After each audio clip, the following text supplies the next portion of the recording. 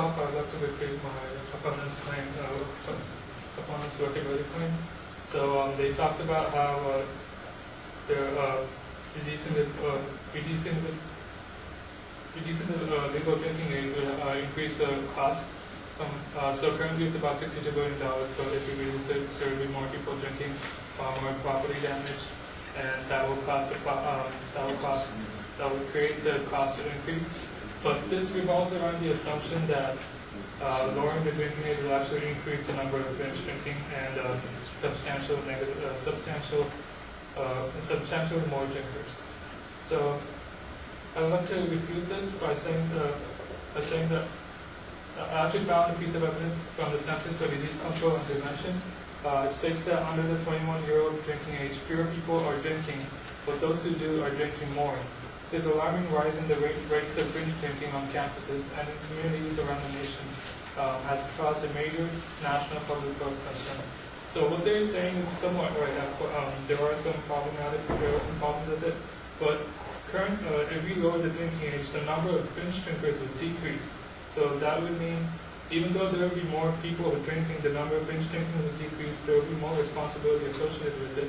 And because of that, people will not go to the extent of damaging properties and creating other negative effects that would increase the cost. Moving on to the second point, that my opponent compared the U.S. to the New Zealand case.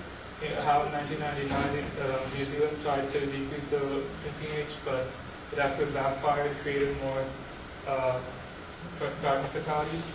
Well, first off, I would like to say that the U.S. is actually one of the really few nations that has a drinking age of 21. In fact, the only other nations are Fiji, Pakistan, Palau, and Sri Lanka. The rest of them all have drinking age of 20 or lower, and the majority of them are 18. So basically, because of such a large majority of other nations use lower drinking ages, it gives us the reassurance that lowering the drinking age would not pose any significant harm. After all, if it was harmful, would most of the countries around the world choose to have their drinking ages less than 21? After this, I would like to resubstantiate some of my claims, earlier claims of significance and inherency. So, actually, before I do that, I'd like to refute the fatalities, the drunk driving fatalities that my opponents made. So they said that by lowering the drinking age, the number of fatalities would increase, but actually this is not the case because that's been indicated that the decrease in alcohol-related fatalities after enacting 21H law was already present before the act was passed. So according to ChooseResponsibility.com, many studies confirm that since the drinking age was standardized at 21 in 1984, the overall number of alcohol-related fatalities for those aged 18 to 20 has decreased. However, this pattern of declination began in the early 1970s. Years before the passage of the National Minimum Drinking Age Act. So we can see that the binge drinking, the Drinking Act does not actually have a correlation with the driving fatalities.